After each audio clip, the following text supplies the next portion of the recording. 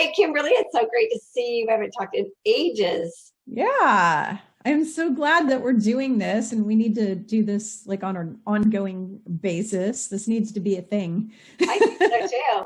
Well, we talk Yeah. so much off camera. We really need Yeah. to just get on camera and have these Right. conversations more often. Yeah, we have amazing spiritual conversations on the phone that I'm always wishing that I recorded them because we get into these really hardcore subjects that everybody wants to know about, right? Right. And so that's why we need to just keep doing these ongoing videos, I think, because we're sharing information with each other that everybody really needs to know and wants to know about. So Right. Right. yeah.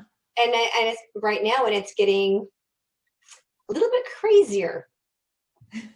It is getting crazier. So, do you want to share with everybody about the latest news that's going on, or do you want me to share about the latest news with South Africa about the Well, crazy? why don't you tell people about South Africa and I'll tell people about India? How's that sound? Okay, that sounds good. So, for those of you who are really paying attention to Facebook, there's videos going around about South Africa with these cube ships. They're like cube-shaped ships spraying down some sort of plasma and some sort of substance that they're spraying all over the people in the cities there. And then it looks like there's a war. It looks like there's some light ships coming in and shooting weapons at these guys. There's like basically a war going on over the top of South Africa. And the cube-shaped ships, anytime you see one that's shaped like a square or a cube or a block, those are the bad guys. They're the Orion group, I believe, or the Draco. I'm not sure, but they're bad. They're enemy ships. They're bad ships. And so they're apparently spraying some sort of bioweapon all over the people in South Africa. And then I have a very dear friend who said that her friend who lives down there is telling her that he or she has to step over tons of dead bodies to get to stores and get places right now. It's pretty serious, and they're not showing this in the news. They're not showing it on the MSM at all. They don't want us to know that there's the people are basically being completely obliterated in South Africa by some sort of alien bioweapon. They don't want them to know. So yeah, scary stuff. Scary stuff. I'd like to see more people, boots on the ground. I'd like to see more people who live there pulling out their cameras and showing the world evidence of what's happening, because we're the only, I keep saying we are the new news. The people have to be the ones who are picking up the cameras and showing what's really going on in the world, because the news is so censored. And right. I'd like to see more people actually with their cameras out showing the world what's really going on. Well, that's what's spreading, it's actual video of a lady who takes her camera and shoots ETs all over the world. And she actually filmed the entire thing as it was going on. And you can see the weapons, and there's no way in heck you can fake this or edit it out of a video, because you can see these plasma weapons all over the place. You can see all these cubes coming in. You can see streams of all this stuff. You can see stuff spraying down.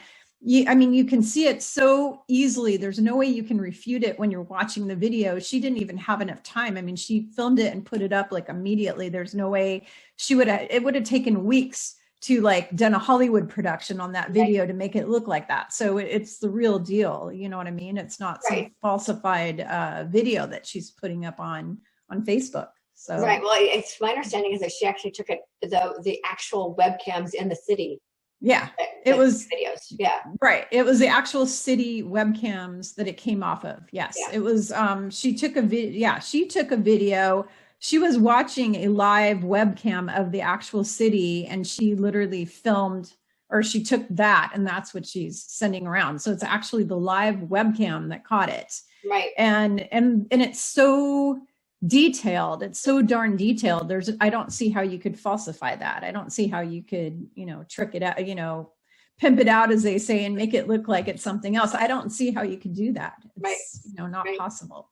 Yeah, so, I think I'll do, at least on my end, and I don't know about on your end, but find the link to that video and put it in the details below so that people can go look at that video. Yeah. Yeah, definitely. And what I mean is that when things become very, the more voices who confirm those messages, the less mainstream has the ability to diffuse it, right? So it's one person with her perspective, but if we had 100 or 200 different people who live in South Africa who actually also had visual evidence, you can't really get that many people all seeing the same thing and all reporting the same thing. Right. So what was just now coming in is where two or more are gathered. If you have two or more witnesses, yeah, then you have a much better chance of that. They can't refute it. This is what I was saying months ago. What Spirit was telling me, that every person who has a camera needs to become the news, because when we become the news, and there's so much of it, they can't censor everybody. It's impossible to censor everybody. So. Yeah. I mean, unless you're in North Korea, or but, right? But, China, but in South Africa, it's still a free country. Everybody can pull out their phones and just start recording what's really going on in the world. And so I would like to see more of that. That's why we know what's going on in India, because the news is telling one story, but then we have people on the street who are showing people this is what's really going on in India. So I had a friend of mine email me a couple of days ago, actually telegram me a couple of days ago. And she said, what's going on with India? And I said, what do you mean what's going on with India? Because I don't watch the news. So sometimes if something's happening, somebody has to tell me what's going on in the world. And she said, something's going on with India. So I looked it up and I saw what they're calling all these people that are dying of COVID in India. And without tuning in, I just responded back to her really quick. I'm hearing it's some kind of bioweapon. And I left with that, and I said, I'll have to tune in later and get the whole story. So yesterday she messaged me again, hey, did you tune in and find out what's going on with India? And I said, you know what, I'll tune in right now and I'll get back to you. So I tuned into my guides, and I get my best messages through writing. So I write things down, one, because it flows better in writing, two, then I have evidence that I actually got the information. So I wrote it all down, and I wrote back to her and I said, they're telling me that this is a bioweapon. What they were calling it is an abomination. And then the notebook is in my car, so otherwise I would read it. But the emphasis was on bomb. What they said is it was some kind of smart bomb. Yeah, that sounds right. It feels right, energetically. And and then what they explained to me is that they have no issue. It's basically a last ditch effort to, what I remember without the actual words was something like their parting gift to humanity, right? Right. To this kind of thing. And so the Guardian said they're doing everything they can to mitigate it. And that it intentionally was set off in the parts of India that are the most poor. Again, as we know, they have no qualms about attacking dark-skinned people. They don't like dark-skinned people. Yeah, they're Aryan racists. Yeah, and then it's getting rid of people who they consider to be, what the word was, they were trying to get rid of people they consider to be the human virus, as if human beings are a virus on the planet. And that's why they had no issues about doing their experiments in an environment where it was mostly poor, uneducated, dark-skinned people. Right. Yeah. So yeah, that's terrible. Yeah, that's disgusting. It's an intentional attack on the people. Wow. And, who do you think created all of this poverty? The reason people are suffering and living in the street in tents and in squalor all over the world is because the cabal did that to us. That's not the way. Before they came to the earth, nobody lived like that. Mm-hmm. Everybody had prosperity. There wasn't, when Atlantis and Lemuria was set up, you didn't have homeless people there. That didn't even exist. Everybody was taken care of. Everybody had a home. Everybody had food. Everybody had medical care. Everybody had prosperity and health and happiness. And that's the way a 5D, a fit density Earth is. On a fit density Earth, there is no poverty. There is no squalor. There is no suffering. Suffering was created by the reptilian and the Draco, the Sith Lords, whatever you want to call them, to suck off of humanity, because they use us all as batteries so they can suck from the fear and the suffering and the pain and the anguish and the grief and the all of that. That is what they drain that. That's their food. It's their loosh. And they created that. And it's such a joke, because they're sitting here and saying, okay, well, we want to eradicate all of the people who are poor, kind of like Vlad the Impaler in Romania. If you study the history of Vlad, he got rid of Romania's poverty situation. He invited all the poorest of the poor into his feast hall for a big celebration. He locked them in and he burned the whole place down and killed, I don't know how many thousand poor people. And that's how he eradicated the poverty in Romania when he reigned. And so some people think he's a hero because he saved their country from the Turks taking it over. But I don't think he's a hero when he goes and takes poor people and murders them. Just because somebody's poor doesn't mean you go murder them. And who do you think created the poor people in the first place? Are the bad guys who want to kill the same people. So it just doesn't even make sense to me. But you can't make sense out of these psychopaths because they're psychopaths, they're sociopaths. They have no soul, no heart, no ability to create, no love in their heart for humanity or for anyone or anything. I don't even think they know what love is. So it's really easy for them to just go and spew a bioweapon all over millions of poor people in India or South Africa. And, you sit here and you go, okay, well, where's God in all of this? Where's God? Why is God not stepping in? And, because that's what all the Christian people are going to say, or even the Jewish or Muslim, they're going to go, where's Allah? Or where's, why is somebody not intervening and saving us? Right. So what would you say to that question? If somebody asked that question, what would you say? That's a really good question. Yeah. So I think it's much more complicated than that. A part of it is people. Part of the issue I see is that people want to give God the personality of a human being. And God is the energy of love itself. It is the energy of all things. It is all that is. It is the I am that I am. It isn't a man who sits on a throne and tells people what to do. And so if God is the source of all that is and is the energy of all that is, it doesn't have judgment. So God doesn't, I always find it fascinating. You have a football team, right? You have these two football teams and they're out on the field and they're both praying to God for them to both win. God doesn't play sides. No. When we incarnated on this planet, we knew this is the mess that we were coming into. We chose to incarnate knowing this is the mess that we were coming into. Mm-hmm. And our souls chose to play this very messy game.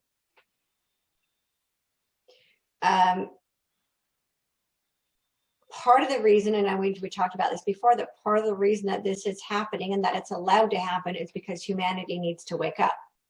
We've been asleep for thousands and thousands and thousands of years. Yes. Humanity needs to wake up to what's really going on. Number one, to what's really going on. And to number two, that we are one humanity. We are one planet and we all need to work together as one body of humanity.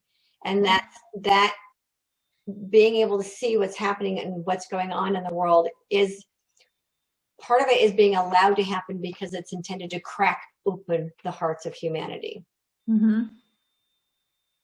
To one, crack open our minds so that we see what's really going on in the world, and to crack open our hearts because our hearts need to be cracked open in order to get to 5D. Yep. We can't get into 5D while we're all thinking about ourselves. We get into 5D when we start thinking about the suffering of others and wanting to relieve the suffering of others. So that's also, there's nothing is ever just one thing. Mm-hmm. It was like I was saying a year ago, and what I was saying to you on the phone earlier, that light can work wonders under the cover of darkness. So there's yes. two sides. So you have the dark side of the story and you have the light side of the story. Mm-hmm. And so we need to be able to look at it from both perspectives. So when I was asking the guardians yesterday, why is this being allowed to happen? Did you guys know this was going to happen? And they said, no, they didn't know that this was going to happen, but they were doing everything possible to mitigate it. What's more important than anything else is that our collective consciousness will be what mitigates it. Mm-hmm.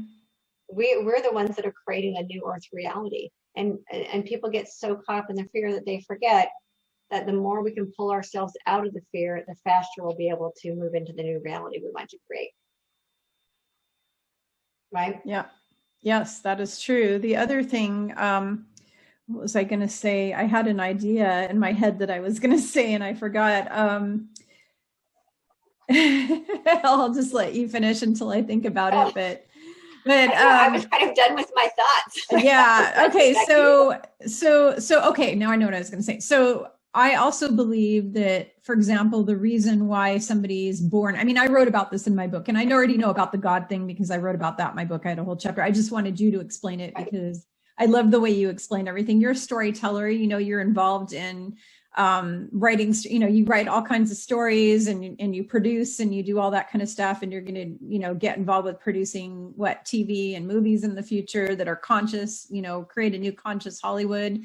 And so I love the way you tell stories. So I wanted you to tell, even though I know your answer, like I already know what we know the same thing for the most part, but I wanted you to explain it. But the one thing I will say is there are people who are what I call martyrs. It's like these little kids, like people used to ask me all the time, Kimberly, why do babies get born and then die of a neoblastoma or like a brain cancer, or, or they're 15 and they die of, whatever, or they're hit by a truck?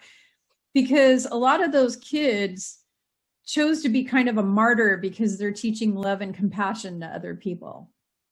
And so a lot of people who come in and get snuffed out like this, they basically volunteered to do that, to have that terrible task of doing that, to help wake up the masses and to help teach heartfelt compassion and love and kindness and goodness and all of these important things.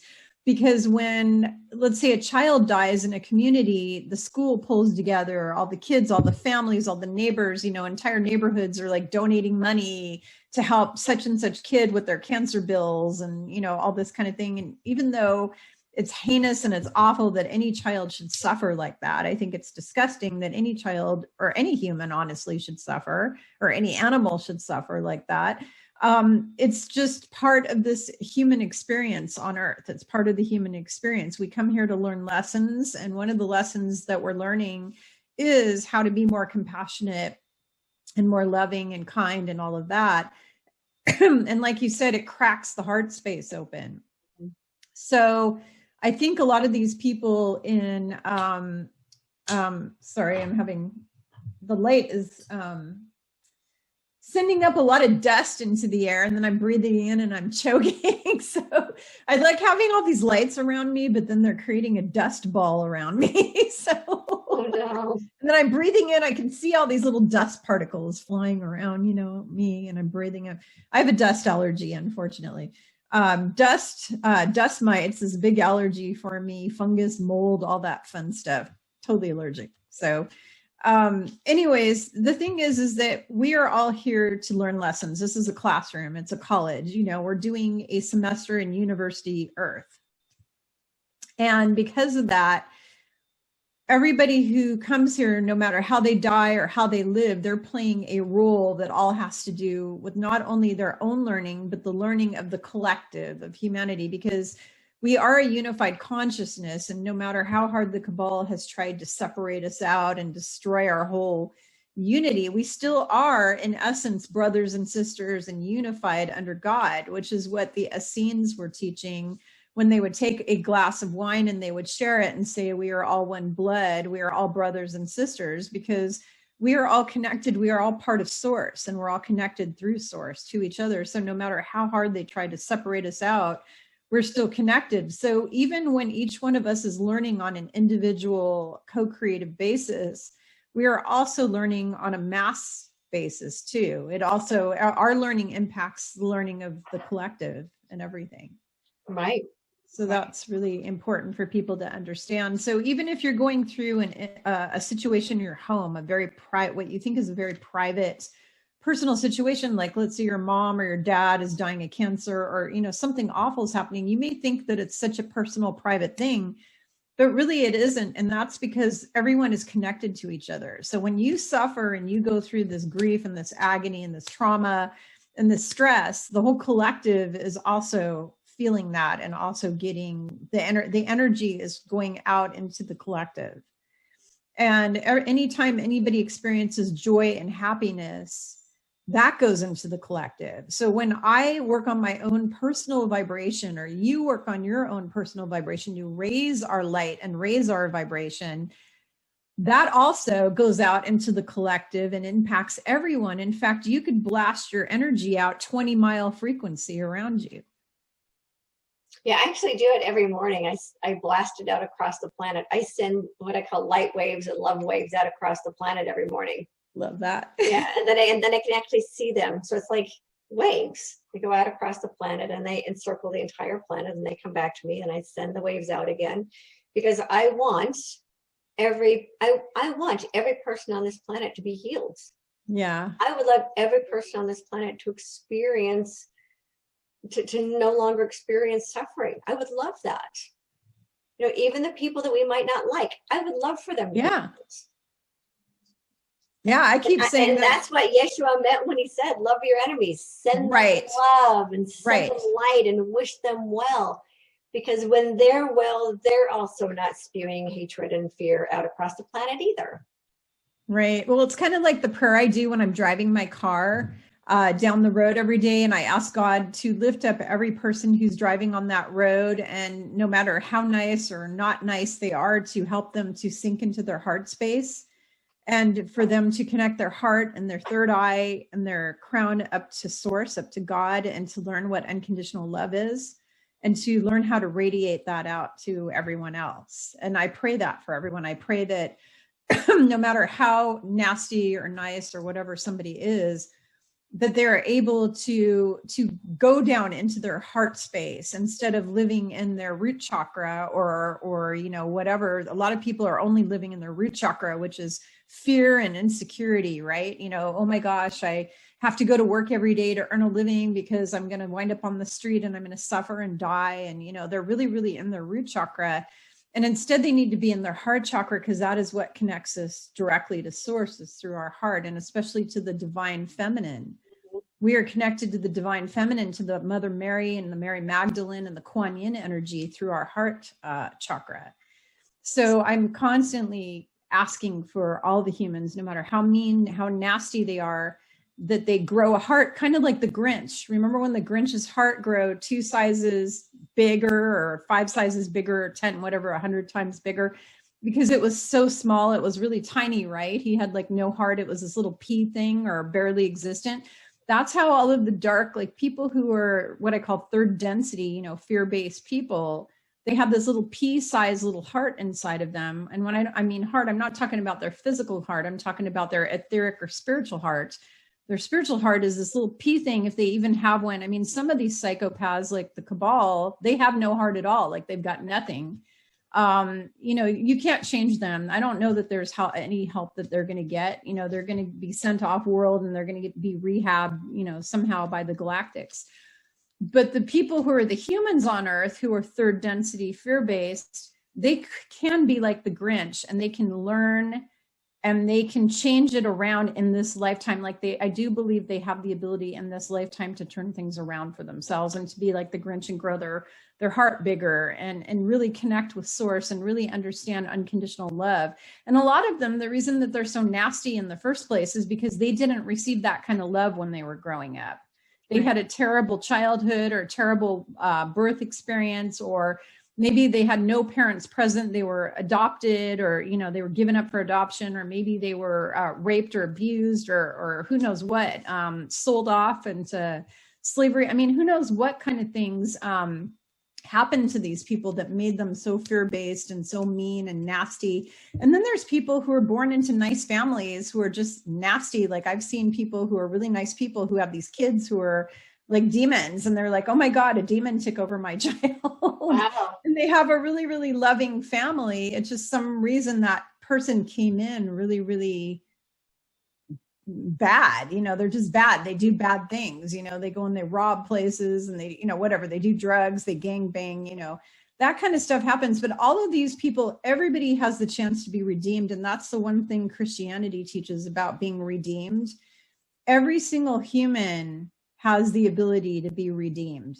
Every human has the ability to be redeemed. And you just have to ask, if you go to God and you apologize and you say, I'm so sorry for being a douchebag. I promise I will, I'm so sorry for all the horrible things that I've done. And you really, really mean it. You really mean it. Any of these people who cheat on their wife continuously or their husband, people who steal or do, drug abusers or drug dealers or, prostitution, whatever it is that they're doing that's bad, they can come to God and they can apologize for all the things and really mean it in their heart. And they can be fully forgiven by God because God is unconditional love. And then they can start fresh with a clean slate and they can start becoming a decent human being and being service to humanity and doing things for others and actually being nice. Everybody has that ability. And so I pray for that all the time. I pray that every person on the earth, no matter how dastardly they are, that they get totally overcome and overwhelmed with unconditional love. Like they just become in love with love. Like they just become so overwhelmed, like all of the evil just falls away from them and all the darkness, all of the fear, all of the malevolence, all of it goes bye-bye. And they just get totally overwhelmed with love, with unconditional love. I pray that all the time for people. Yeah, and I, like you, I really think that's possible. What I was being shown is a lot of these people who are being arrested for crimes against humanity, that they will be able to pay their debt back to humanity through humanitarian service. Yeah, that's actually will be their penance in a sense, by being of service to humanity, and that really does crack their heart open and causes them to become a different person and really become become a better person. Really what it is becoming who they were when they were born, because every human being is born as love in a body and then fear. So once they learn how to get out of fear and remember love, and every person has that ability. Except for perhaps those who have intentionally sold their soul and then they're completely gone. They're basically just walking zombies. Yeah. Well, there's most people are what's the word? I keep hearing like rehabilitatable. I know it's not really a word, but every person can be rehabbed. Yeah. Demons are not, though. So there are some people on this earth, and there are people in the cabal that are not a human. They are a walk-in, and they are a demonic walk-in because they did all of these Luciferian demonic ceremonies where they had a demon come into their body, and they don't even exist anymore. They're just a demon. In fact, I watched Tarot by Janine, and she did a reading. She does a lot of readings on this Somerset, Bella something person who's over in England, who's like the head muck of all of the dark magician witches. She's like the head dark. She's like about as evil as they get. And apparently she was taken over by a demon. Like she's not even human. She's not human. And so you can't redeem a demon. Demons are non-redeemable. Right. They do not get a free pass. They don't get to go and collect $100. They go straight to jail for eternity. They don't get any passes. Right. So, but I'm talking about humans. The human heart is actually based in compassion. Yeah. So the human heart can be redeemed. Yes, 100%. A human, if they're an actual human and they're a human soul still in a human body, even if they've done the most putrid things that you can imagine, they can still come to God, ask for forgiveness, and turn it around. Yeah. Yeah.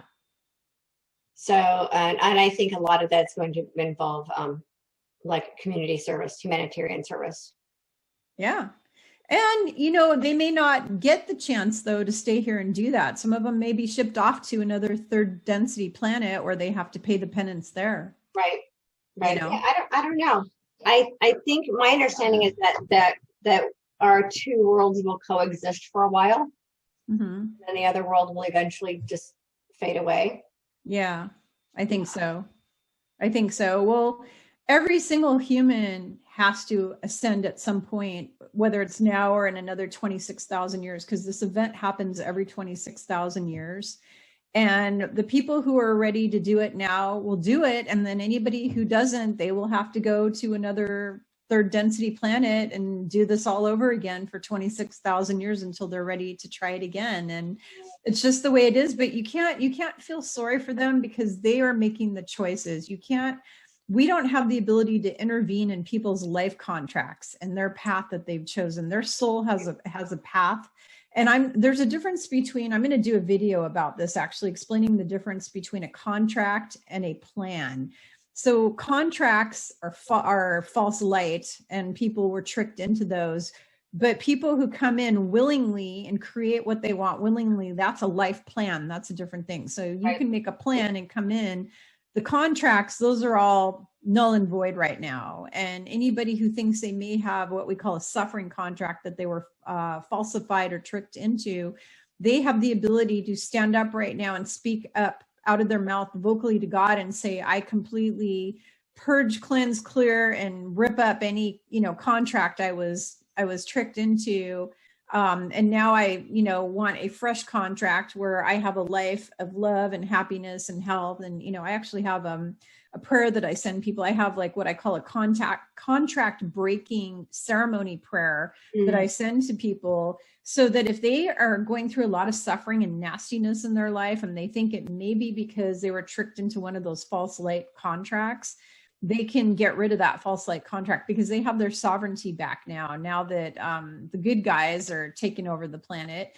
We have our sovereignty back and our free will back again to choose. So everybody has the right to have their own plan or their own contract, which is a new one, which focuses more on love and happiness and health and prosperity, as opposed to suffer, die, right? Which is what they tricked so many people into. So many human beings on this planet were tricked over and over again into that, because then they use you as a battery and they drain your energy. Every time you suffer, anytime you're sick, anytime you go through a divorce, anytime you're raped, anytime anything horrible happens to you, anytime anything bad happens to you, and there's fear, there's cortisol release, there's stress, any of that, they are draining all that stress energy. They're eating that, they're sucking it.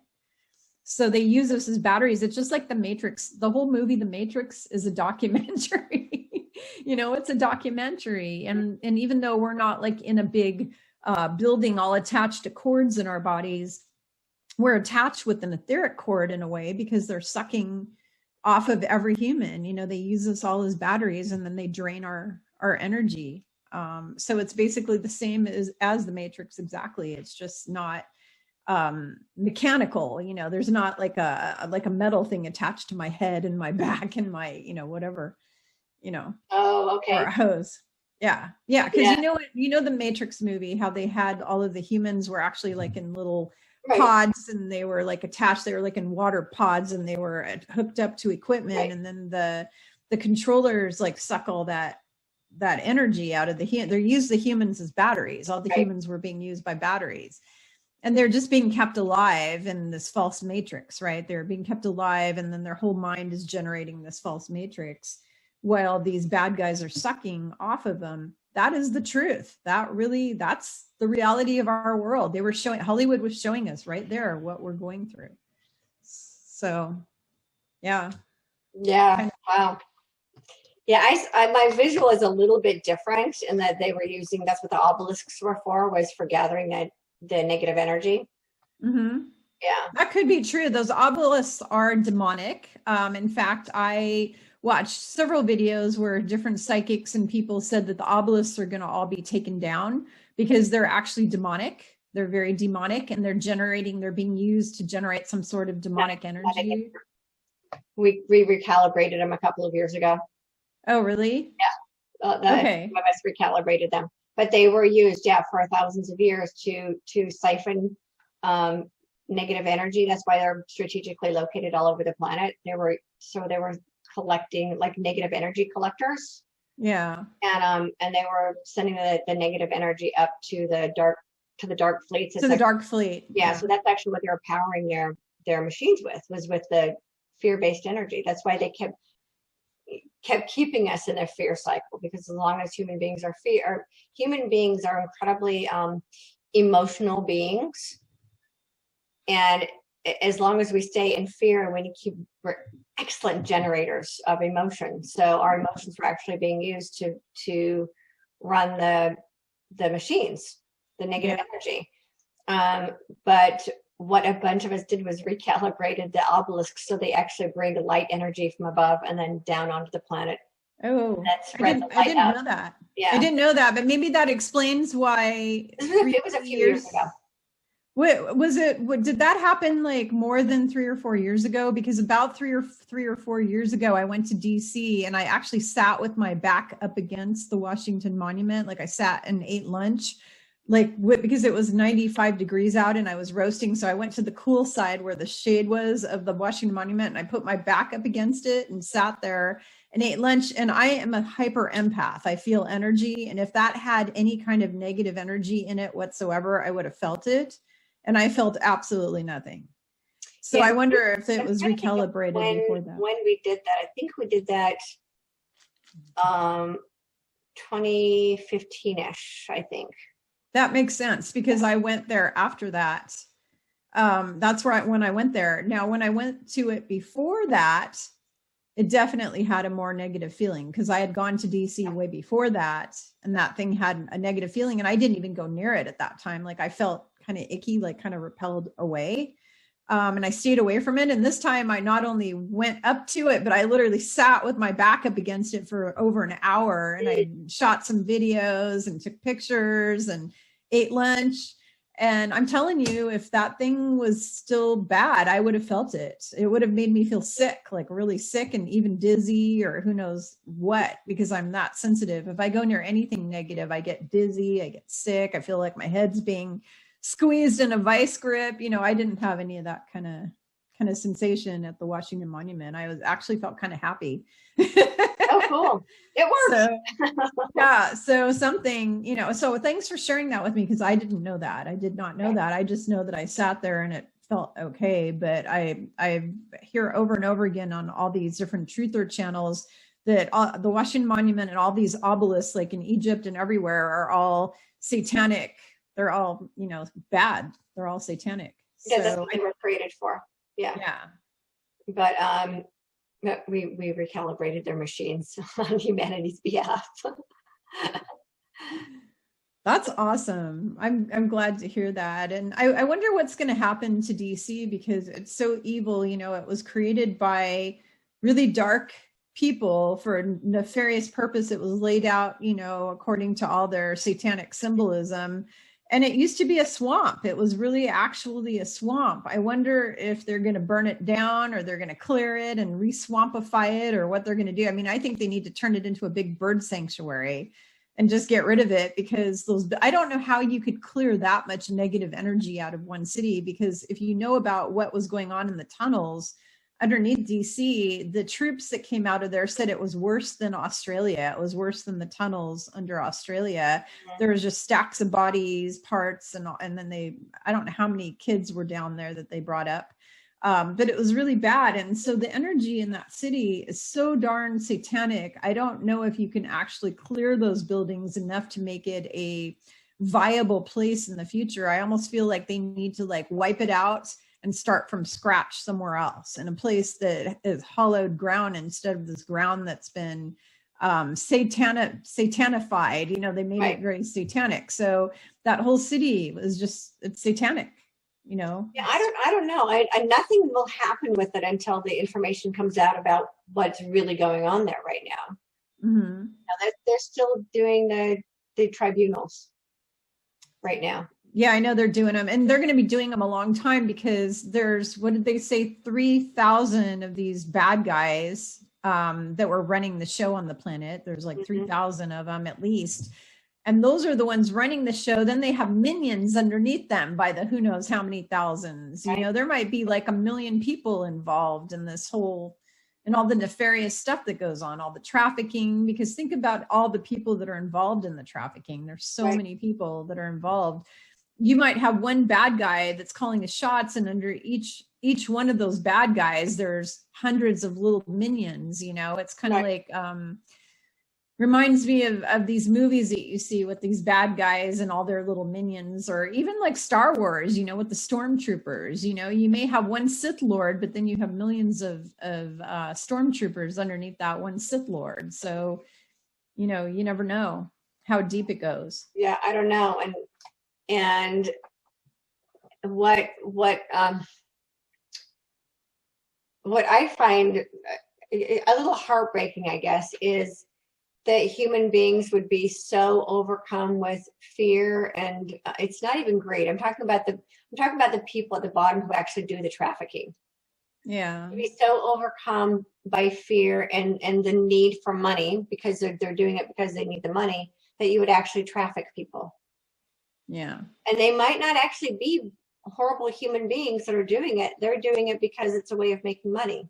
Yeah, they're desperate. And they've been, and desperation, they say desperate times call for desperate measures, that when people are desperate, they do desperate things. And some of those people at the very bottom that are doing the trafficking might actually be decent human beings. They're doing this caught in a bad circumstance. They got caught into bad. Yeah. And then they just get stuck in it, because once you get stuck in it, it's really hard to get back out. Well, it's kind of like the politicians that they, you know, they drug them, they slip something in their drink, and then they film them having sex with a little kid or something, and they film that, and then they use that against them, and then they have them over a barrel. And then from that point forward, that politician has to do really bad things, because if they don't, they're going to show that video to the public. Or I've heard stories where they take their, like, judges, and they take their family prisoner in the room over, and they say, I'm going to rape your kids and your wife in front of you and kill them if you don't do blah, blah, blah, blah, blah, blah, blah. Right. And then they have them do really heinous things. So sometimes good people are forced to do bad things. That is true. Right. And I think a lot of that's going to come out. The people who were forced to do what they did, I think a lot of them are going to come out and tell the truth, because if they're not afraid anymore.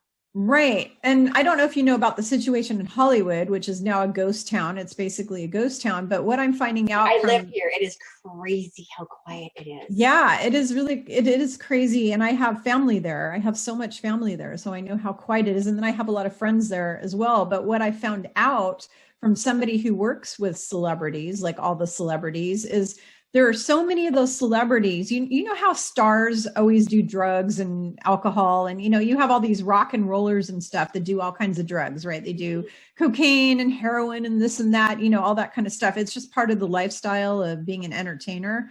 I think it's because they can't deal with the price of fame. You know, their life is like, you know, in people's face, you know, they have no privacy. Their life is a fishbowl, and they get really depressed. Plus, happiness doesn't come from fame and fortune. And we know that. We know that that's not going to create happiness. So they're miserable. So they go on drugs and alcohol. Well, there's a lot of these celebrities that are not involved with the dark cult, but they got hooked on adrenochrome, and they don't even know where it came from. Like, there's celebrities who they started taking it, and it's so addictive. It's so addictive. It's just like crack, where once you take it, you have to keep taking it and taking it and taking it. They get totally addicted because it gives you such an amazing high, like a really amazing high. From what I heard, I talked to somebody who used it on accident one time. They didn't know what it was. They had no clue. Somebody just gave it to them at a party, and they tried it, and they said it was the best high of their life. And then when they found out what it was, they freaked out. Mm-hmm. Sick, like really sick. But what I found out is that there is scores of celebrities that got hooked on that stuff who had no clue where it was coming from. Right. So they weren't involved. They didn't sign a Luciferian contract. They weren't sacrificing kids. They weren't doing pedophilia. They weren't doing any of that. They just got on a drug. They're just an entertainer who was doing a substance, abusing a substance, because a lot of entertainers abuse substances, and they had no clue where it came from. They just know it gave them an amazing high. Or they just got invited to the wrong party. That happened too. They got invited. I mean, because I'm remembering back in the 1980s, I would get invited to parties, and there just happened to be a bunch of drugs there. Yeah, and that may be the case, where they just get invited to the wrong party, and there just happens to be a bunch of drugs there, and they try one, and they have no idea what they're taking, what they're putting in their bodies. When I was in college, I would go to fraternity parties, and sometimes fraternity guys would be doing lines of coke in the bedroom, and they'd invite me, and they'd say, hey, want to do this? I don't do drugs. I tried to smoke a joint one time when I was 14 years old, and I started choking my brains out because I have a lot of allergies and sensitivities, and I'm an HSP. I'm a highly sensitive person, and never touched it again. And I don't do drugs. And I actually have a genetic issue where I don't process drugs and alcohol properly. And so I can't do drugs. Like I can't do them. Even if I wanted to do them or wanted to be an alcoholic, I couldn't do it because it would kill me. It would make me really sick. But I got to tell you, I don't know how many parties I went to where they were doing some pretty nasty drugs over off in the corner there, you know, and I could see how that would happen with entertainers. They go to a party and there's these drugs and they get sucked in. But a lot of people, there's so much crazy stuff on the internet now that people are starting to believe that all of Hollywood is all Luciferian. Well, that's not necessarily true. There's a group of them they are really bad. There is a group of them that sign the contract and go in and do black magic and voodoo and witchcraft and all kinds of crazy stuff. And they do satanic sacrificing of humans, and they eat human meat and just really gross, disgusting things. But there's plenty. For every one celebrity that does something vile like that, there's probably 20 others who don't even know that that exists. Right. Like they're not even aware of it. Right. Because I was involved. I was an actress in the 80s and early 90s, and I was on a TV show for a while. And I met so many famous celebrities when I was involved in LA and that whole scene, and I used to go and audition for shows all over the place.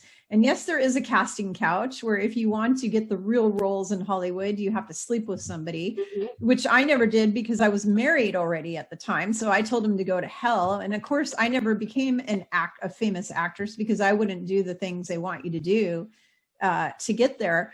But at the same time, there's a whole lot of people that actually work in the entertainment industry that are just normal, hardworking people who don't even know that this crazy psycho stuff exists. Right.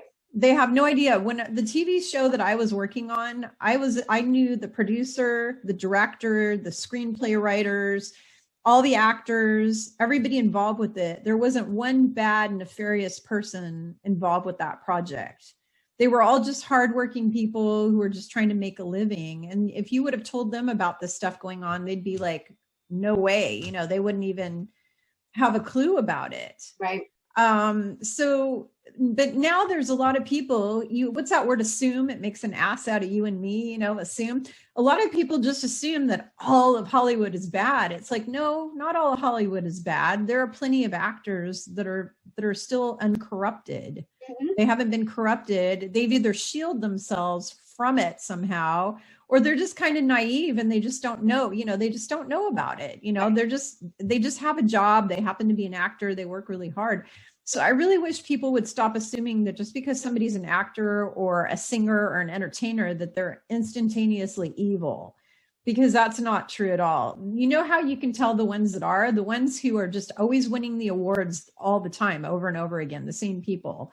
They're winning the awards over and over and over, and they're the ones that have all the biggest blockbuster movies over and over and over again. Those are the people who signed those contracts, those bad contracts.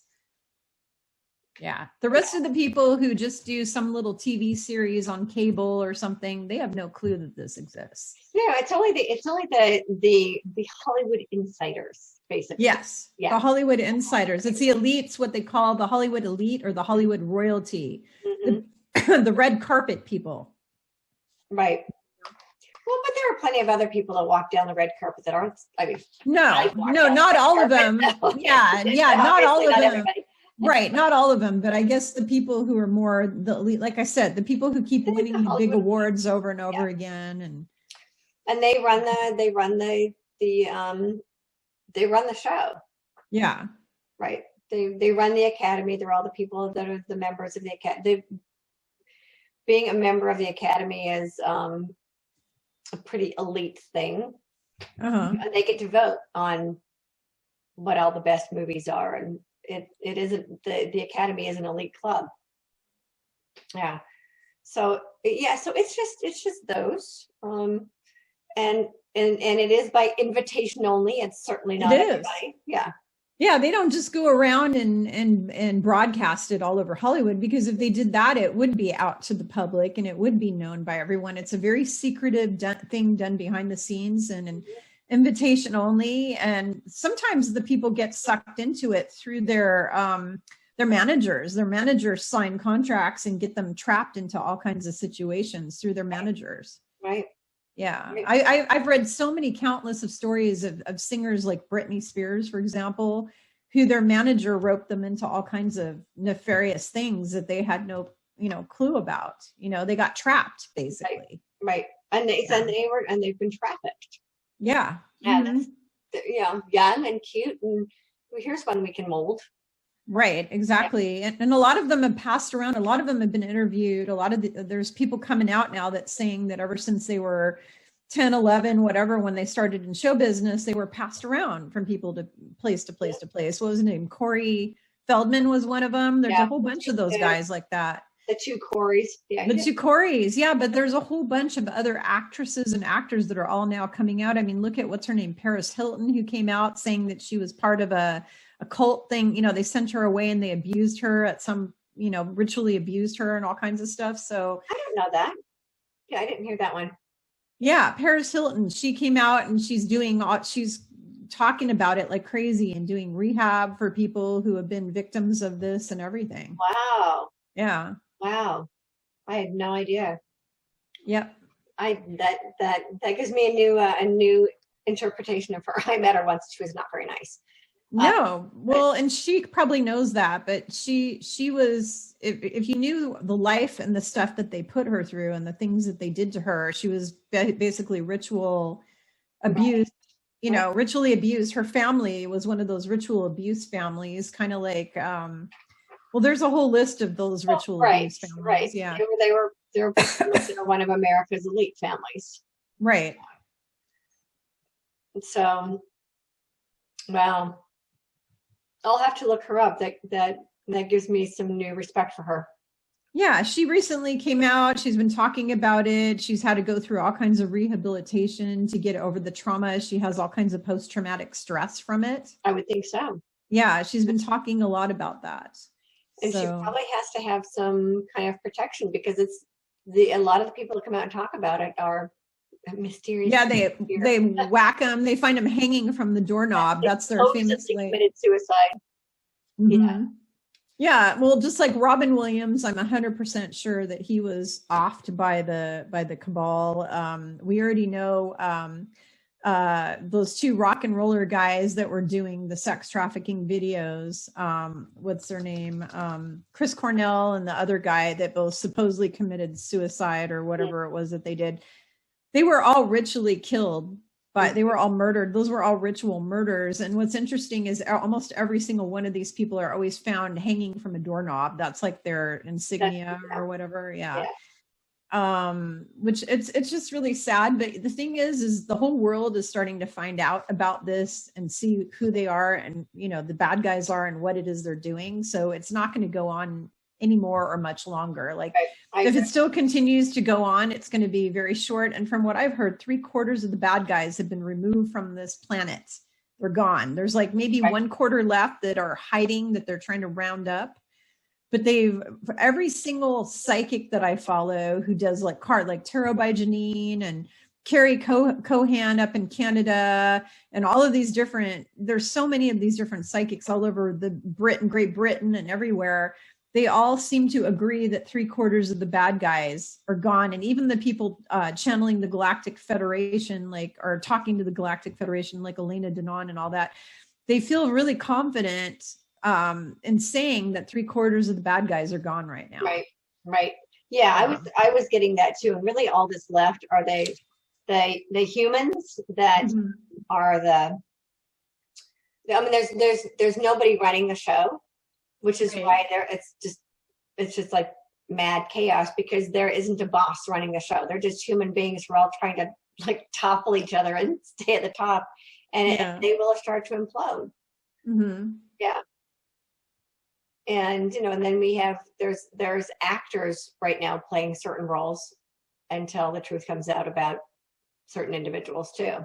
Right. Yeah, there's so many, and you know, there's actually politicians, and we're not going to name them because we don't want to get our YouTube channel shut down, but specific people who have multiple actors playing the one person. It just Right, blows my right, mind. right. Yeah, and you can see videos where you can see their mask attached back here, you know, I mean, because look, that's my neck, it's normal, right? You know, I'm not an actor playing a part with a mask, but these guys that are playing, that are acting, you can see like little lines, and you can see it, like you can actually see it, because they're not really good at covering this stuff up anymore. I mean, you can, if you look at the videos and you really pay attention, you can see where all the things where the eye color changes, like specific individuals who now their eye color is black, and before it used to be blue or brown or whatever now, and their eye color keeps changing. So like one actor, the eyes are brown, the next actor, the eyes are blue, and you're like, what the hell? I thought he had blue. No, he has brown eyes. No, he has black eyes. And even my client today, because, you know, I'm counseling people all day long, every day, you know, on the phone. And I had a client today who said, we know he's not real because his eyes are pitch black. Right. But they keep changing. They keep changing. You know, it's just crazy. And it's like, did they really think that we're that stupid? Apparently they think we're horrifically stupid. I don't think most people actually look that close. Yeah. I don't think it's even necessarily about that stupid, because some of the actors are actually, they're actors that are working with the White Alliance, right? With the light. Yeah. And but they don't, I think that most people don't even look that closely. No. Mm-mm. Unless it's pointed out. So yeah. So, and we know who we're talking about, but there are people who are playing certain roles that are actually just actors playing those roles. Yeah, exactly. And, you know, and it's the information that my guides, who are mainly Yeshua, you know, I mean, my boss, that's who I work for, Mr. JC, as people call him, Jesus Christ, Yeshua. I call him by his name, Yeshua. But he told me that basically all of the world governments were going to be collapsing over the next 2 years, and that by 2023 they were going to be fully like transitioned to something new and different. That was what I got. Right. Yeah. And that's why we're being told right now. Yeah. Focus on what we want those new systems to look like, because as the systems are collapsing, new ones are going to be built to replace them, and the new systems are going to look very different from what they've looked in the past. So I keep saying we the people, we need to stop waiting around for someone else to come to the rescue and somebody else to lead us. We're rescuing ourselves. Yeah, in this reality that we're creating, we don't follow the leader anymore. No, we are the leaders. We're all the leaders. It's all inside of every single one of us. So this is about getting together with other people and saying, great, this is an issue that needs to be fixed. How are we going to fix it? Instead of saying, I wish somebody would fix this for us. Well, that, and then the competition.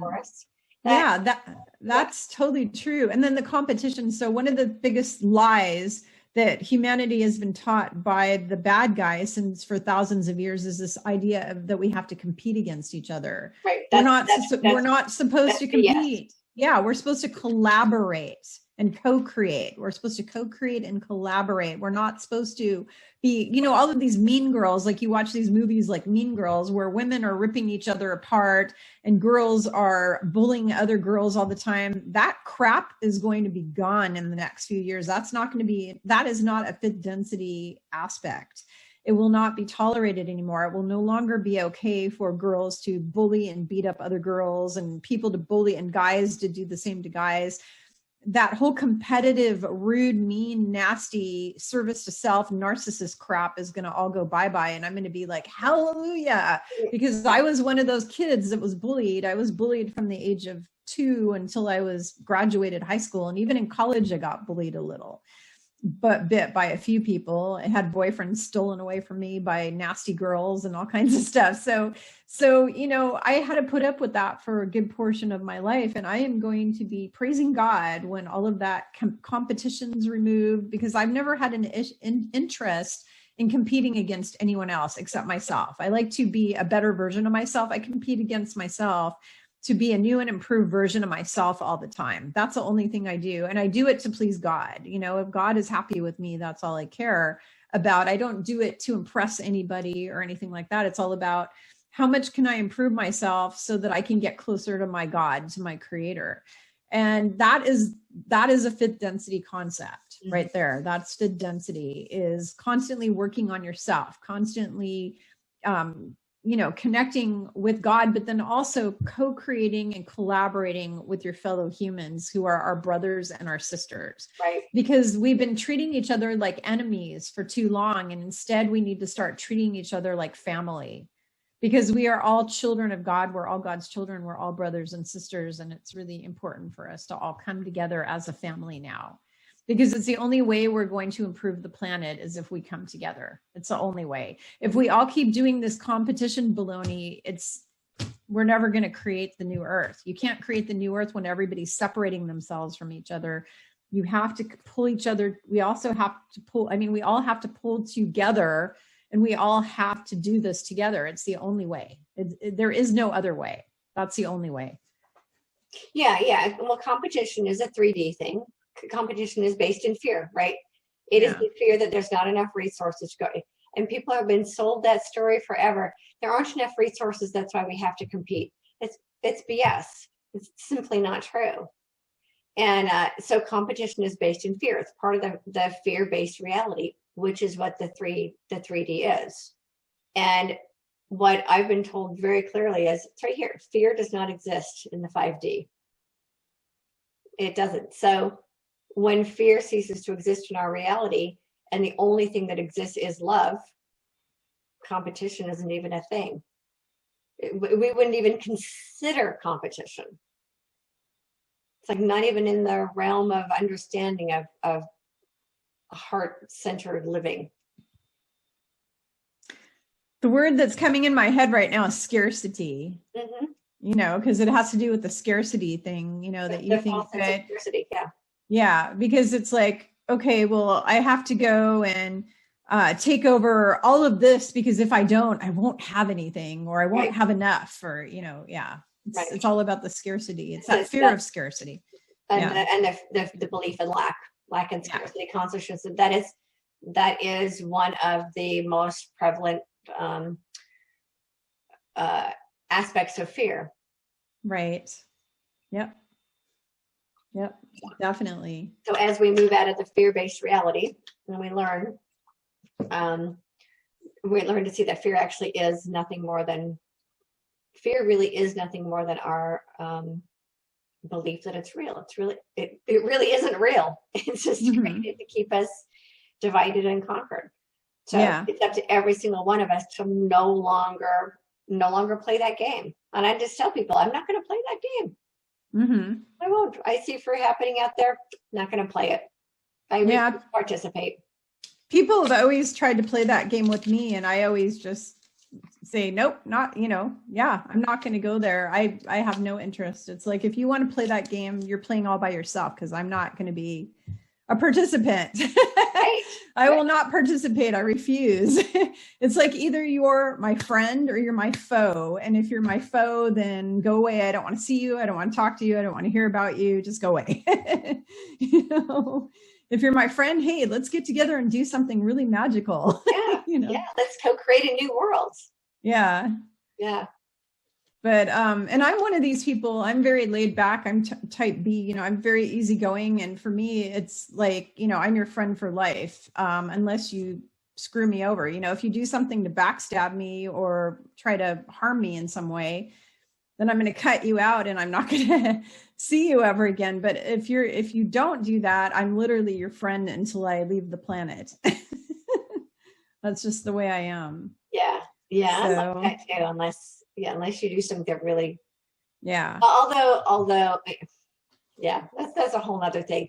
I was told last year that I needed to let everybody go, so I had to let everybody go. Oh no, I let go a lot of friends that I don't have anymore. I let go so many friends, it's ridiculous. And I have a personal Facebook, and then I have like a personal Facebook and a business Facebook.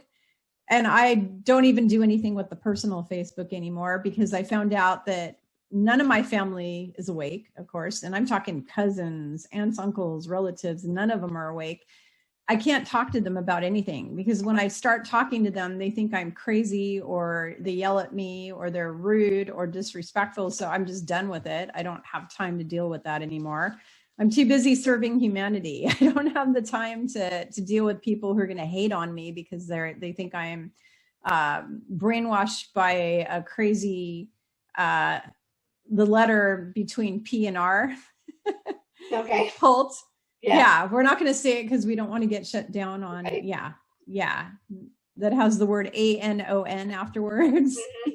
Yeah. They think I'm brainwashed by a cult of those people. And I try to explain to them that, first of all, that's not a cult, and it's two separate things. You know, one of them is a group of 12 like people who are leading the alliance. And then the ones that are the ANONs, those are the people who are just reporting. They're just all the truthers that are out there reporting. And it's not a cult, but I have family members accusing me of being brainwashed by a crazy by a bunch of people who actually go out there and do a bunch of research and think and tell the truth and think for themselves. Actually the opposite. So I grew up in a cult. I can tell you, it is exactly the opposite. It is. Yep. So in a cult, people are told what to think. In this, people are told to think for themselves. Completely the opposite. Yeah, it's fascinating. Right. And the people who are the ANONs, they're people who actually have a brain and think for themselves, and they don't believe that the government has their best interest at heart, and they don't sit around waiting for somebody to come save them, and they don't, I mean, some of them did, let's face that. Yeah. I mean, there were a lot of people thought that Mr. T was going to come and save them, but what Spirit's been telling me is that was also part of the awakening, that we needed to figure out how to do it for ourselves instead of expecting somebody else to do it for us. I still run into that. People are like, oh, is he coming back? I'm like, the lesson here is that we have to do it ourselves. Yeah, I don't think he's ever going to come back. And for a fact, all of the intel that I've gotten, some really high level intel from people in the know, and what they're saying is he's never coming back. His daughter most likely is going to be running in 2024 from what I've seen. I could see that. Yeah, his daughter is running in 2024. I was told very clearly that people have got to stop expecting somebody else to come and rescue them. Mm-hmm. That human beings have to learn how to work together. Yeah.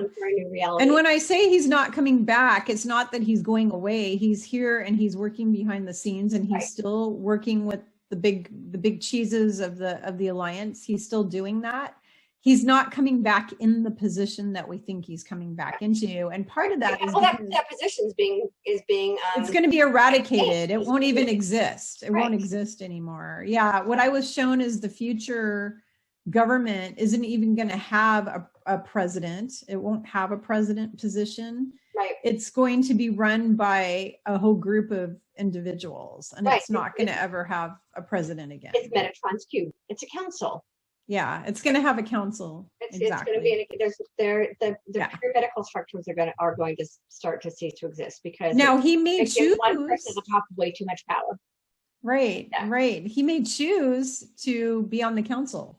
He may choose to be on the council. It's hard for him to be on the council, but not as, and not the entire, all of our systems are shifting to be council-based systems instead of pyramid, what I call the patriarchal pyramid. They just are. Yeah. Mm-hmm. So, but what Spirit's been making very clear to me is that people have to learn to work together, that we, the people, are the ones we've been waiting for. Yes, exactly. That we, the people, locking arms and going out there and building the structures and creating the world that we want to create, instead of hoping that somebody else will do it for us. That's how we got into this mess, was, somebody up there, someone else will clean up the mess for us. Well, in the meantime, someone else was making the mess for us. So I'm hearing information right now to tell people, because this is something I've talked about before, but I'm being told to tell this again, is Ascension is all about accountability. And the reason why we can't expect somebody else to save us is because we all now have to put on our big girl pants and be accountable for ourselves. Mm-hmm. Or big boy pants if you're a dude, you have to be accountable for yourself now. We need to stand up and show up. And we need to take back our power and our sovereignty, because the whole reason we're in the mess we're in right now and have been in for thousands of years is because we gave away our power and our sovereignty. Right. So part of this whole ascension is taking back your power, standing in your power, and being strong, and being a warrior of the light, you know, being a full-on warrior and having that attitude, and being 100% accountable for your own life, your own choices that you're making. If you make a stupid choice, stop blaming someone else. Oh, it's the government's fault, or oh, it's this person's fault. Right. If you make a stupid choice, it is your fault. It's nobody else's fault except yours. Yeah, and I've been hearing very clearly that the only way to move past the human story is if we stop holding ourselves as victims to it. So there's the collective victim story. And, you know, and every psychologist, we go to therapy, they're like, okay, we got to work out the victim story, because you cannot move into empowerment as long as you see yourself as a victim. And we have these collective victim stories running. Yeah. And it's the, you know, the women have been victimized by men. And I admit that I bought that story hook, line, and sinker. I learned how to get out of my own personal victimization, but I didn't see the collective victimization. And we, all of us, have to stand up and say, you know what? We are no longer going to allow ourselves to be seen as victims. We're not going to, because when we see ourselves as victims, we give other people power over us.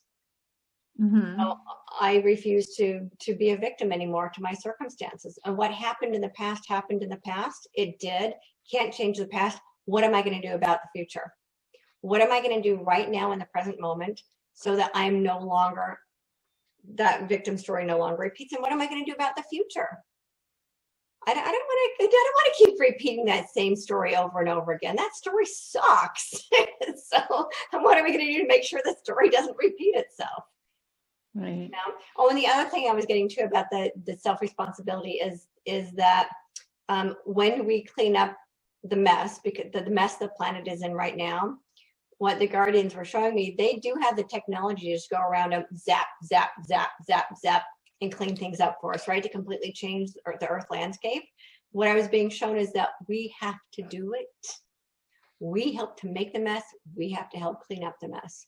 They'll help us, but, you know, and cleanup will be a step. They will help us clean it up. But if we just sit back and expect somebody else to clean up the mess for us, it's not going to happen. We have to be responsible for the mess we made. This is all about self-responsibility and self-accountability, like you said.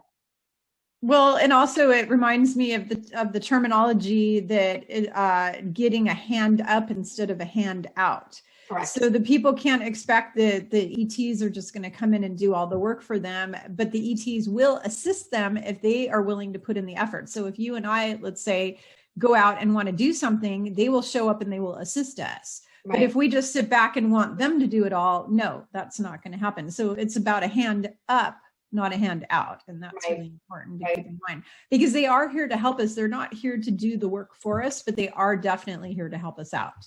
Well, and they can't do the work for us, again, because we have free will choice. We have to do it for ourselves. Do it for us because freedom of choice is the prime directive on our planet. Right. Well, free will is the prime directive of all space. And it's just like on Star Trek, The Next Generation, or Star Trek in general, especially the Next Generation show, Gene Roddenberry had connected with the ET. He supposedly connected with the ETs, and that's where he got all his information. And he was trying to show us what the future was going to look like when we join the galactic family and we get out into space and we meet all these ETs. And the prime directive is always never interfere. You don't interfere with the planet. You don't interfere with their society. You go there to learn and to maybe collaborate with them, but you don't interfere. Right. Unless they specifically ask for help. Yeah. If they come to you and they ask you for help, then by all means, definitely. Well, and that's my understanding, is that there were enough of us who have asked for help that they're now able to help us. Well, and Elena Danaan keeps having people do that in all her videos. She keeps asking people to stand outside and say out loud, I, as an equal, ask they want you to come to them as an equal. Mm-hmm. They don't want you worshiping them as a god or anything like that. They want you to state your claim as an equal.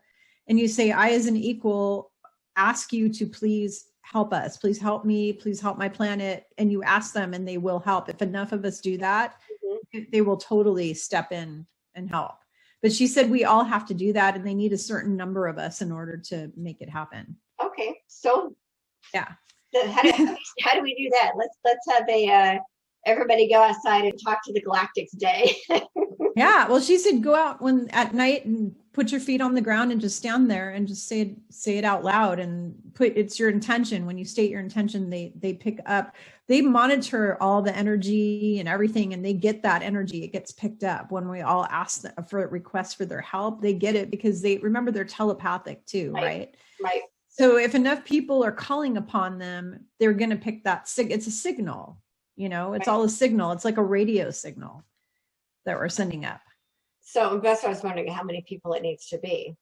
I don't remember. I want to say she said like 100,000 or something like that. Okay. I can't remember. There was an exact number she gave. You have to go back and watch her channel. She talks about it all the time on her channel, on Elena Danon's channel. But one of those videos, she actually stated the number. I wanted to say it was like 150,000 or 100,000 or, something like that. But it has to be like a certain percent of people that do it, and then they'll step in. Well, that's not that many. Yeah. No, between my channel, your channel, and a few other people's channels, maybe we'll be able to pull that off. Right. Yeah. I don't remember. I thought I heard her say 100,000. I mean, I could be wrong, and maybe she said 1 million. I don't know, but if it's 1 million, that's going to be really 1%, hard. then it's 800,000, basically. Okay. If it's 1%, and I have heard 1% of the population, I keep calling it the other 1%. Yeah, she might have said 1% of the population to raise our vibration, and it works for the entire planet. So right, that's not very many people. No, not compared to what, 9 billion, or is it 8 point something billion? Hey, that's what I said. It's about 800,000 people. Yeah, or 8 million. Wait, what is 1%? I don't remember. It's not that many people though, in comparison to the entire population. 1%. Yeah, it's probably somebody watching this video is going to tell me my math is off, because I know math. I suck at math, so I'm not even going to try. I know it has an 8 with a whole bunch of zeros behind it. Math is so not my thing. Either. You give me something telepathically, give me something spiritual to talk about. I'm all over that. But I'm a right brainer. I mean, I excelled in school in foreign language. I speak 8 foreign languages or 9 foreign languages, and I'm a history buff, and I'm a music person. I play piano and other instruments, and I sing I'm a trained opera singer, and that kind of thing. And so anything right brain, I write poetry, I write best-selling books, anything right brain and creative, that's me. Craft projects, I colored this really cool mandala when I went on vacation. But anything that has to do with art and creativity, that's me. When I get into there are some science that I'm really into, like archaeology, astronomy, biology. There's specific sciences, quantum physics, that I'm obsessed with, and I'm really, really good at that. But overall, the analytical side of my brain, not as powerful as my creative side of my brain. Yeah, me too. Me too. Yeah, so, I'm perfectly content just doing creative things all day long. But math is definitely not my thing. Yeah, I got straight A's in all my history classes and anything that has to do. I'm obsessed with archaeology and history. I'm kind of a frustrated archaeologist. It was something I always wanted to do, but there's not any money in it, and women are not treated particularly well, which is kind of interesting, because that's what Elena Danon was and is. She's an archaeologist. Oh, I didn't know that. Yeah. Cool. So yeah, I love watching her, because she's literally the only person I know on YouTube who has a direct link to the galactic people, and she's telling the truth. She's not just making up a bunch of baloney and trying to impress people. Like, she's the truth. She's speaking the truth. She really, really talks to them. And so she's one. I have a very small handful of people who I follow, including you. Of course, I follow you, but I have only a few select people I follow on YouTube, because the rest of them, it's just a bunch of garbage, and I just don't have the time. I really don't. I'm too busy helping humanity right now. I don't have the time for garbage in my life. I need to have things that are going to be beneficial for me and for my clients too. So the people I follow are always people where I'm going to get information that's not just going to help me, but it's going to help the people I help. Right. So right. that's really important.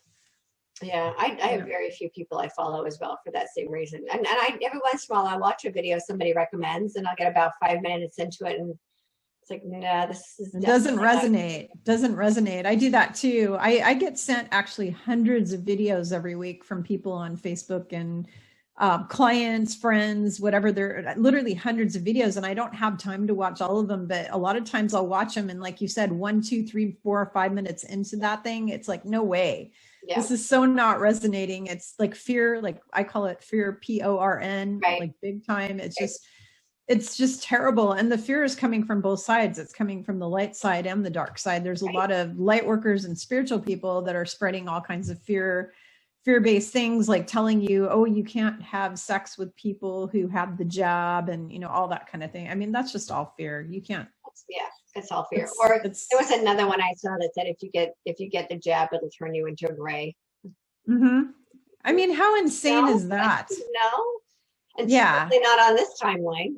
Or it's gonna turn you into artificial intelligence, or it's gonna take your soul away from you. You know what? You have ownership of your soul. Nobody can take your soul. It belongs to God. Right. And that's what everybody who's listening to this video that we're doing, you need to understand that your soul only belongs to God and yourself. It doesn't belong to anyone else, and nobody can take it from you. Nobody can take it from you. So if you go and if you have a job you work at where in order to keep your job, you're required to get that job, you can pray over it and ask the angels to fill it with golden light and healing, or ask that it's a placebo, like a saline or something, or an HQ, you know, whatever. But don't have fear about it, because your soul isn't going to be taken away. You're not going to become artificial intelligence. All of that is all a bunch of fear. It's all fear. And it's just, I agree. It is, I think we've talked about this before. It's test number 3 to see how compliant we're going to be. Yeah, because you know what the fourth one is. The fourth one is they microchip you. Yeah. So this is another test. Well, and in the meantime, so it is another test, and it is also a global clinical trial. It is a global clinical trial, because when they do, and so that's something for people to know, when they do clinical trials on these things in a lab, 50% of it is the real thing and 50% is the placebo. So that's the same thing on the planet with this thing right now, is 50% are the real deal and the other 50% is a placebo. But they're just doing a clinical trial on the mass population. And that's why the FDA didn't approve it right away, because it's an experimental drug, basically. It's not even a real thing. And so the thing is that when you have that kind of situation, you have to understand that your soul made a choice before you came into this body if you were going to leave the planet by a specific manner like that. Right. So if you're somebody who takes one of those and you get really sick or you die, it's because you chose that before you came here. So the people who didn't choose that, who, let's say their boss said, we're going to fire you, and maybe you have mouths to feed, you have a whole family of 6 kids, and you can't lose your job because you're supporting them. So you're forced to go do that. If that is the truth, which I think is heinous, any employer who would do that is basically Nazi Germany, as far as I'm concerned. I mean, it's just like, what do they call that thing that they passed? Nuremberg Code. Nuremberg, yeah, that's a Nuremberg thing. They're basically going against your human rights. If they force you to do some sort of medical experimentation on yourself in order to keep your job, they're breaking the Nuremberg codes, and they need to be tried and put in prison. That's what I think. Yeah. But the thing is, if you do have to go do it, just pray and ask the angels that you either get the placebo or you fill it with golden light, and that it's purged of any kind of harmful ingredients, anything that's harmful to you, that it's purged out of there, and then it's filled with this golden healing light. And that is going to make a big difference, because you have a choice. It's up to you to decide how and when you're going to leave the planet. Nobody else gets to choose that for you. Right. And the biggest issue I have with all of that is that people are not being informed. People are not informed that it is experimental. People are not informed that they are part of the clinical trial. So the clinical trials got skipped. Yeah. So it went straight from the lab trials, and some of them were starting on the animal trials. Well, normally you go into a clinic and they do these small scale clinical trials. And in that clinic, they get enough information in a small clinic to be able to determine how the general population will react to a particular medication. But because this was rushed through and it was approved for emergency use only, it skipped the clinical trials. So we actually, as a collective of humanity, are participating in the clinical trials. My issue is that people don't know that they're part of the clinical trials. So this is about us choosing whether we want to participate in the trial or not. And that's so my biggest issue is that people just aren't being informed that they're participating in the clinical trials. And I think there would still be tons of people that would volunteer for it. I think we might even still have just as many people volunteer for it, knowing full well it's a clinical trial. It's just the fact that that information has been kept from them that makes it against the Nuremberg Code. Yeah. And I mean, the whole thing is just baloney anyways, because they said it only protects you for 2 months, and then you're going to have to, and then what? And then you can still go back to normal again. And then what? You're going to have to keep getting re-hit over and over every couple months. I mean, it's every 6 months. That's insanity. That's insanity. So they're going to keep putting poison into you from now until doomsday, which is just terrible. Then the fact that they still want you to wear the face covering from now until we all die and leave the planet, because the state of Oregon is trying to pass a law that everybody's permanently going to wear those things from this point forward. Seriously. Yeah. Yeah. Well, yeah, they are going to lose a large number of their population if that's the case. Yeah. It's absolutely insane. You still have to wear it. You still have to distance yourself from everybody. It doesn't change anything. You can still catch it. You can still die from it. There's no proof that you're not going to die from that. Just because you got that thing. That there's no they have absolutely no proof that you're, it's going to really help you that much. All for something that is lethal as a flu.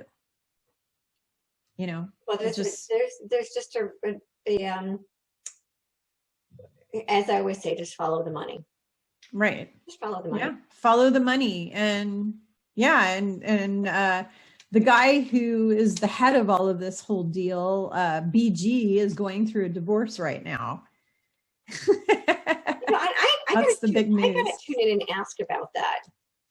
I need to ask about that. If it is just a way of, if they are separating assets, if you will, or if they're just being moved to a different location, or if his wife has decided to spill the beans.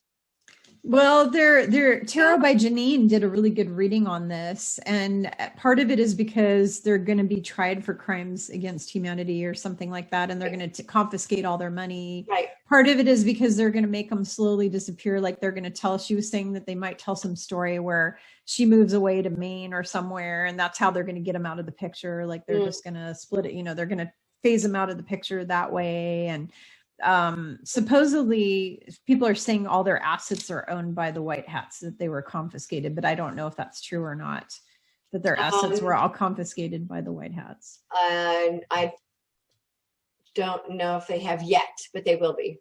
Yeah. So it's just quite interesting. All I know is those aren't even the real ones. It's actors. It's been actors. I saw the real one years ago. I met her at a meeting, and the one who's playing the part now, that's not her. It doesn't even look like her.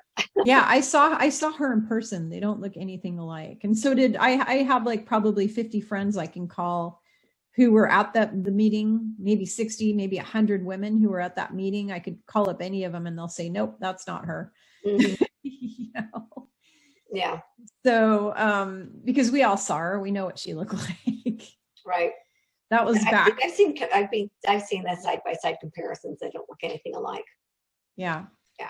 I mean, enough obviously to convince some people, but. Yeah. Well, they were supposedly lynched out of their hotel room in India and hung back in 2013. That's what they say. by the Indian people, because 39,000 Indian children died after getting their lovely little experimental thing.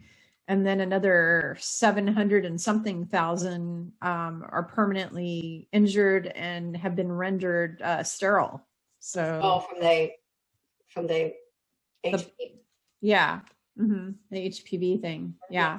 But 39,000 children died after getting that. The HPV? Because the other one was the polio. Maybe it was it's whatever one they did in India. And then they did one in Africa that rendered 2 million people sterile. And apparently the Catholic Church got a hold of vials of it and tested it, because the medical system's run by like the archdiocese. They got a hold of vials and they found stuff in there that renders you permanently sterile, so that you can't have children. And so they threw them out of, where was it, South Africa or whatever country it was that they went to in Africa. They threw them out of that country and they wouldn't let them back in, because 2 million people have been sterilized by that thing. Wow. Yeah. Wow. Yeah. So it'll be interesting to see when some of this stuff starts to come out. Oh, my cat just scared the hell out of me. She jumped up onto right here next to me. Ellie. Meow yourself. Here she comes. She's trying to come over to me here. She's trying to, I think it's because it's past her dinner hour by like 30 minutes. We probably should go again. Yeah, I gotta go feed her because she's getting anxious. She wants her food. Yeah, people keep calling me. Fuzzy baby needs to get her food. Don't you, fuzzy baby? Yes, you do. Anyways. Keep calling me. You're such a good girl. Thank you for being patient. She's being so patient. Yeah, I'm surprised my cats aren't in here making all kinds of noise. Normally she attacks me. She's pawing at me and nibbling at my leg and all kinds of stuff and meowing at me. And here she comes. She's going to probably jump on my keyboard. You're going to get burned. No. She's like really close to the light. I'm worried it's going to burn her. Don't go there. No. Well, the ring lights don't get hot. No, I have a lamp on. I have a really hot lamp turned on. The ring light's not hot at all, but I have a lamp turned on here too, and that is really hot. And she's coming right on top of it. So okay, yeah. You gotta go feed your family and stay there. She keeps trying to come over by this light. It's making me a nervous wreck. I don't want my kitty to get hurt. So anyway, well, let's close it out. We can edit this stuff out. Yeah. Right. Oh, or not. It's called life. That's true.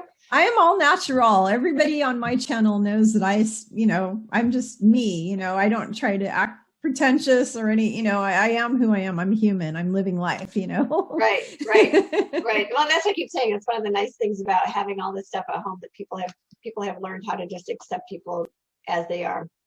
Right. Yeah, I don't have to put on some kind of pretentious act for anybody, because I'm not here to impress anyone. I'm just here to help people. That's my only purpose. So, I mean, I wouldn't be doing these videos otherwise. It's like there's 50 million things that I could be going to do right now. I'm crocheting, whatever, watching my favorite archaeology show, like Ancient Aliens or something. I mean, there's so many things I could be doing right now. The reason I'm on here with you is because I have a duty that I came here to perform. I came to Earth. I volunteered and raised my hand and said, yes, I will come and help humanity. Yep. And so I'm here on my channel and your channel and everybody's channel that invites me on so that I can help people. That's the only purpose. And what they think about me, I don't really care. It's like my truth is my truth, and they need to go research and find their own truth. I'm just here to share information. And if they agree, wonderful. If they don't, then have a nice life. I don't care. Right. I'm just here to help people. So yeah, just here to serve. That's it. Yep.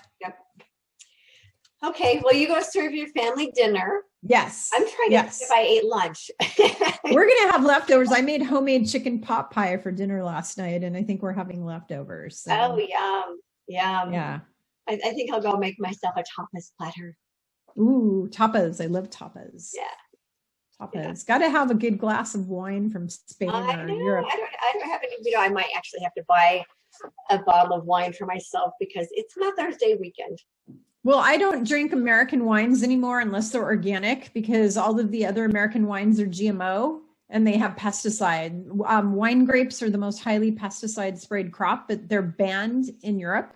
So I buy my wine from France, Germany, and Italy. That's where I get my wine from, because those three places have and Spain, because they have amazing wine and they don't spray it with all sorts of chemicals and GMO. Wow, I did not know that. So when I go buy myself a bottle of Mother's Day wine, I get one from Europe. Yep. And there's nothing wrong with a glass of wine. It's really good for your heart, really good for your heart. It's getting drunk that's bad for you, having too much, too much of a good thing. And Jesus didn't turn water into wine for the heck of it. I mean, he was drinking wine too. They were always drinking wine back then. It's just that they weren't getting drunk. Right. Because there's all these people who say, ooh, if you drink alcohol, you can't ascend into fifth density. That's not true at all. Mm-hmm. If you drink organic alcohol, like I got a really good organic vodka that I bought that came from France, that's made in small batches by the same family for like 300 years or something like that. When you buy stuff like this, and you drink it in moderation, small amounts of it is actually good for you. It's when you drink too much of it. It's kind of like certain herbs. There's certain herbs that if you take the right amount, it will heal you. And if you take too much, it will kill you. Right. There's a lot of things that come from nature that in large quantities are actually toxic or bad. So everything in moderation. That's what I always say. Yeah, I'd say that. I was going to say the same thing. Moderation in all things. Yeah. So as they say, even sunshine burns if you get too much. Right. That's true. The sun is really good for you. But then I have I have makeup on, so you can't tell, but I have little brown spots all over my face. And I used to think they were freckles. And I had 3 doctors say, sorry, honey, those are sun damage. Because I've been a sun worshiper since I was a little girl. I've always loved to be in the sunshine all the time. And so now I have what's called photo aging or photo damage from the sun. So I've got little brown spots all over my cheeks and my nose and everywhere. And I thought, and all over my arms are covered. And I thought that they were just freckles. Nope. It's all sun damage. So, everything, everything in moderation. Yeah. I have a hard time getting too much sun. It's like my body just requires more sunlight than most people. Yeah. Yeah. So there are some days that I actually have to get in my car. I live at the beach and it gets really, really cloudy and cold at the beach this time of year. So sometimes I have to get in my car and go looking for the sun because I'm not getting enough sunlight. And I have a lamp. It's actually called an SAD lamp that I keep on my desk. She's sniffing my blue Yeti microphone here. She's sniffing the microphone. The cat, she's sniffing the microphone. Oh, that's funny. So, because she's sitting right here on my desk trying to get me to give her dinner. It's dinner time. It's dinner time, isn't it, cutie pie? So anyways, so how we should end this with, how can people, if people want to get a hold of you to do like a private session, what's the best way to reach you? And best way to reach me is at victoriareynolds.com. Okay. And the best way to reach me is at spiritual growth journeys with an s.com if you want a session. And I have a whole list of services I do on there, counseling and healing and giving you a soul scan or soul reading and, telling you what your purpose is and all that fun stuff. So lots of services, and both of us do kind of similar work, but it's kind of complementary actually, because you do different stuff than I do. So it's very complementary. So my area is more is about dealing with fear, what I call fear-based beliefs, overcoming fear-based beliefs. Yeah. And I combine with spiritual psychology and communicating with their higher self. And I also do like some karma resolutions. I actually bring in the higher selves of other people who are part of the story and help them be like a mediator between the other people who are part of the story and help to clear up it's like karma resolution. Mm-hmm. Yeah. So that's one of the things that I do. So but primarily it is spiritual psychology. And the other thing I've been doing lately is people asking me what does spirit want me to do next, because I'm here in 2021 and the job I had before it isn't working and I feel like I need to start my own business, but what kind of business do I start? And I just kind of have a knack for knowing what their next thing is. I communicate with their higher self, and I tell them, this is what I'm hearing. These are the words that you use. This is your basic tagline. It's fascinating that I've been doing that. Spiritual business counseling or spiritual career kind of counseling almost. Yeah, that wasn't even in my repertoire, but people kept asking me for it, and I just seem to keep doing it. So it just turns out that that's what a lot of people are looking for right now. So it's just a unique niche. I want to say one thing before we go, and that's that I'm relaunching my book that was a bestseller in 2016. I've got my book, Ascension 101, out right now. That's a bestseller for people who want to learn about the Ascension. It's a full-on guidebook for your spirit, your whole. It's a roadmap for your soul. It's a whole spiritual guidebook. But I'm about to relaunch my book that was called Conquering Stress, The Real Fountain of Youth. It's being renamed.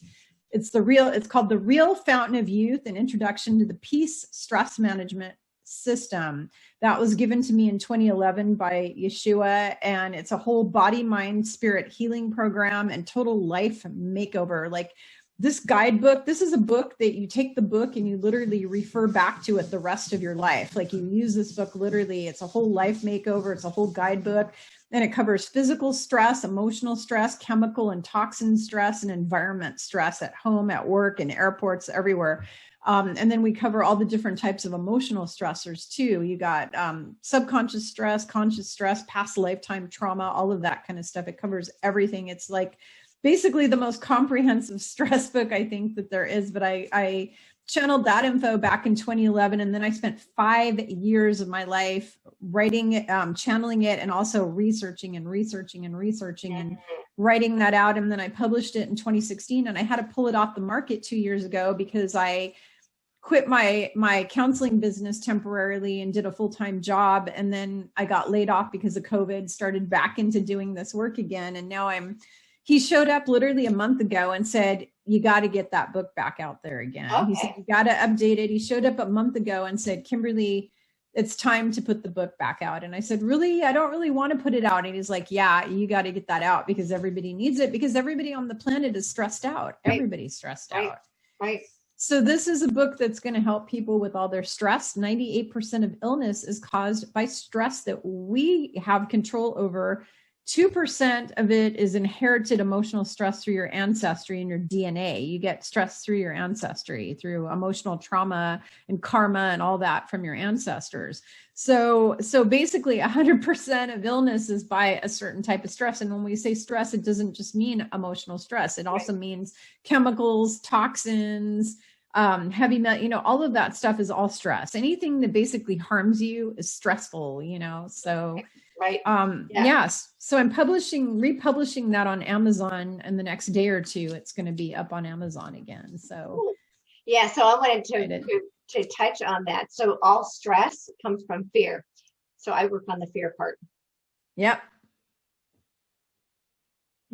And not all stress comes from fear, because eating bad food is part of it. So like physical stress, my chapter on physical stress is all about things that you do to your body that stresses out your body. So like bad diet, smoking, doing drugs, all kinds of stuff like that. That's, So here's what I mean by fear.